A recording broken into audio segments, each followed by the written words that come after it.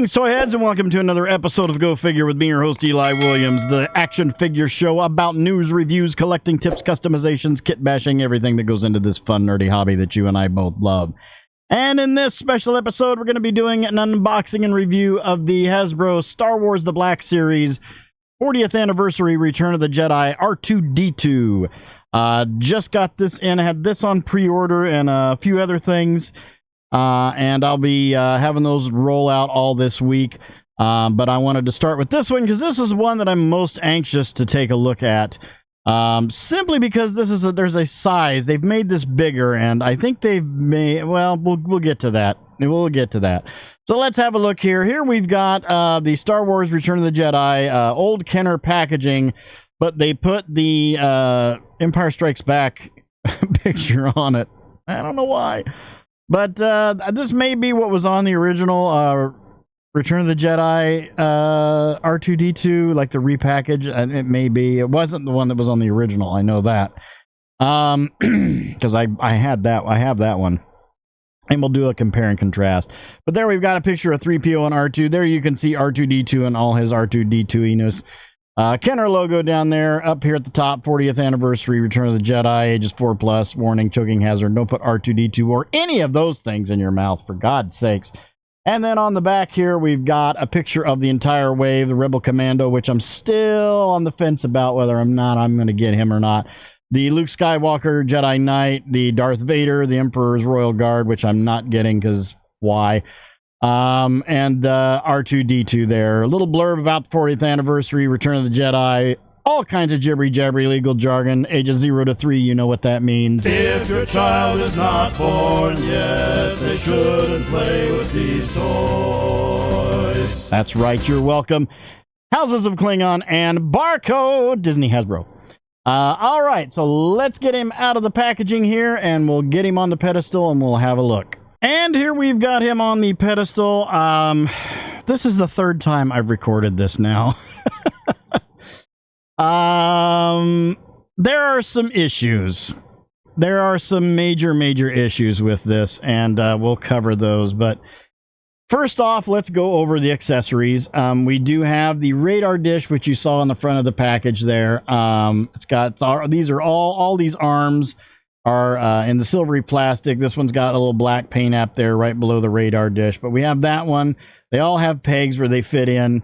We have the two that go into the top of his head, which are the radar dish and the periscope. The periscope having the blue panel on from the top of his head there. Oh man, I really, well, I don't want to get ahead of myself here. Have the silver paint apps there, and we've got some black paint apps on the thing, and then again we've got that shiny metallic looking blue paint on the top of that. And then we have the, I'm assuming the blowtorch apparatus arm, which comes out, you would put on his front. To me it looks like a Starfleet phaser backwards there, but whatever. It's got the black paint apps on it and silver paint apps on the rod going in. Then we have this one, and I'm not exactly sure what this one is. I think this one might be... Is this the one where he zaps somebody with? Or or is it a drill? Is this the buzzsaw from the one you saw like on Endor? I'm really not exactly sure what this one is. I don't remember it, but it just may be slipping my memory for the moment. And then here we have the claw arm with the little pinchy claw thing on the end there. Pardon my finger. I did cut my finger at work today, so I have a bandage on it.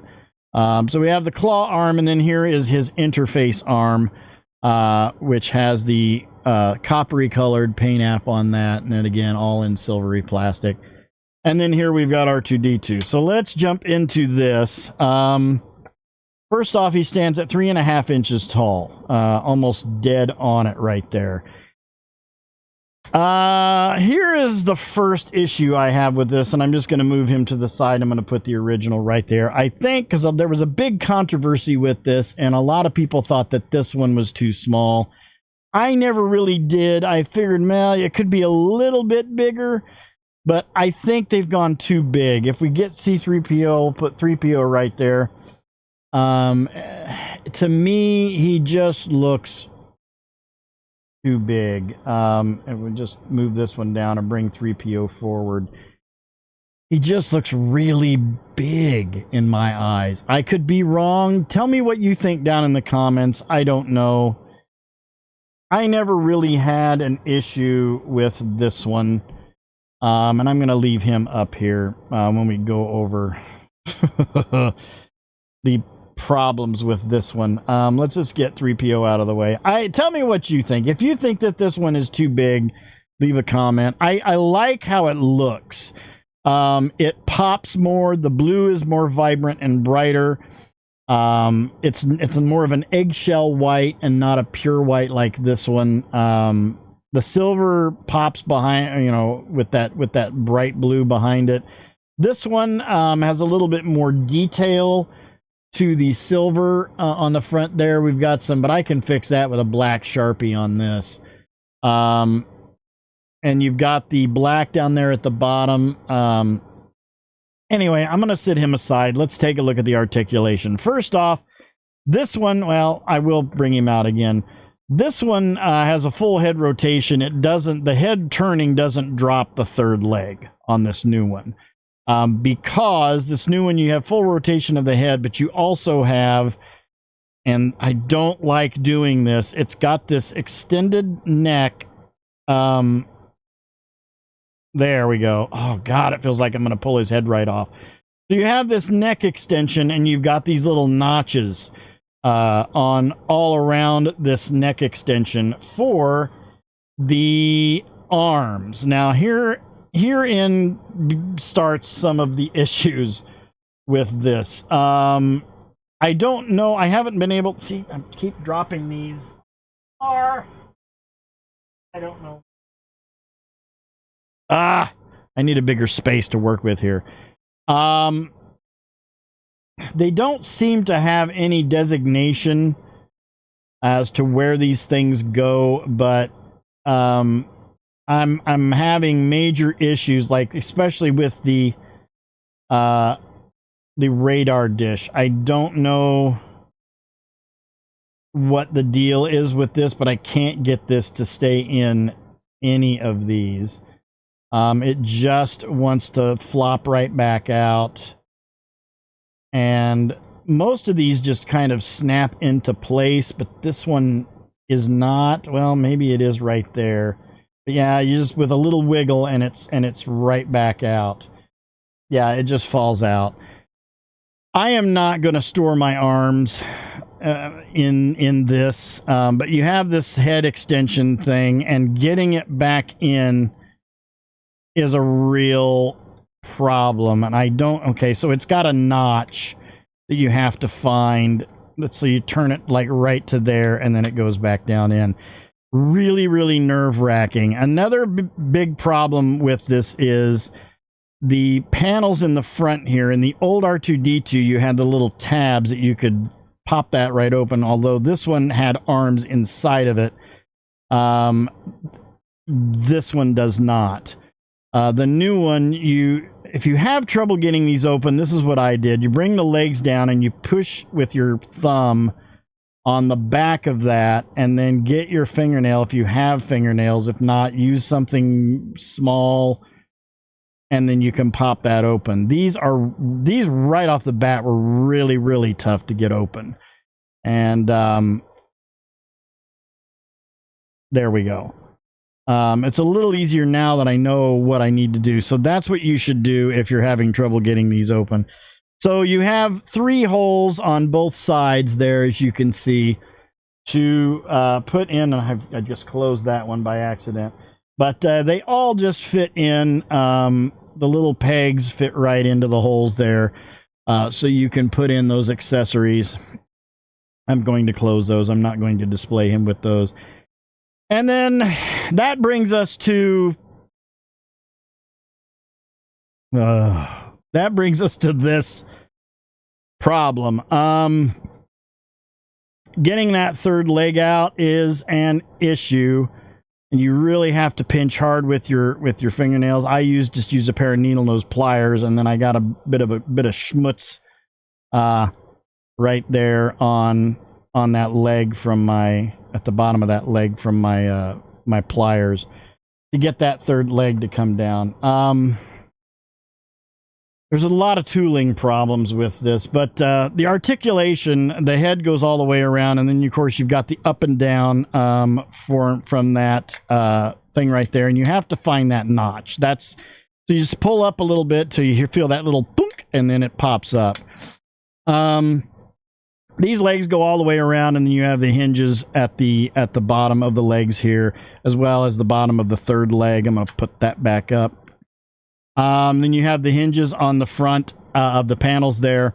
And then up here at the top on either side of this little silver thing, I don't know what the official name of that is, but you have these panels come out. I'm going to pop that out and pop this one out.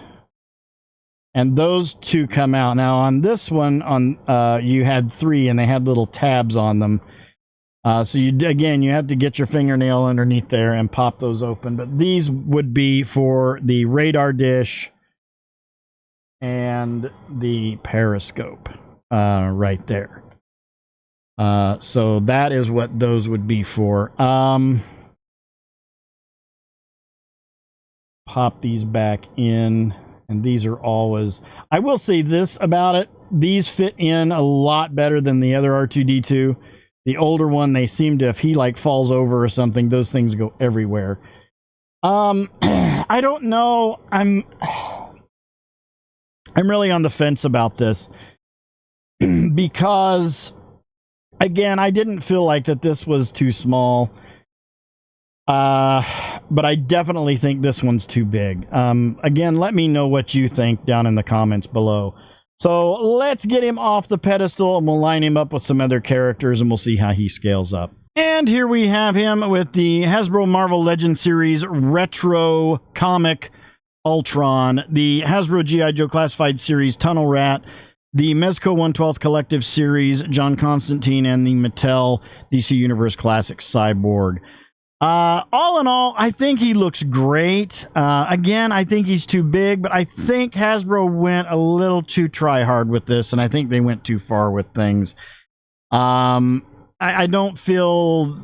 I kind of feel like the extended neck was an unnecessary feature just to have a place to store the arms, which, again, I'm not going to store my arms in there, because if they're going to fall out of that, and if I ever need to get them out and use them for something, I don't want that getting caught on anything. I'm not a big fan of that.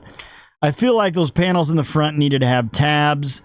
I feel like I did notice this when I pulled the leg out again to the third leg. It did seem to give a little bit easier, so you might have to work that a little bit and work those panels on the front. The panels on the top come out pretty easily. I'm gonna give it a 6 out of 10. No, I'll give it a 7 out of 10 because of the look, because he looks good. But because of the size, I would give him higher than that. But the size and the size issue and the whole nifty storage thing with the extended neck and the panels, I'm going to have to deduct points for that, and I'm being kind. It's still going to look great on my shelf. I've got the other one coming from the Mandalorian version, which is probably going to be the same thing, but that's okay. So yeah, that's my thoughts on it. Tell me what you think. Leave some comments down there below and tell me what you think. So that'll do it for this episode. Thank you guys for watching. I hope you enjoyed that. Please remember to like, comment, and subscribe. Smash that bell so you can get information on all the good things coming out of my channel. You all have a great week and a great day. I'll see you next time. And until then, don't forget to get your figure on. Take care.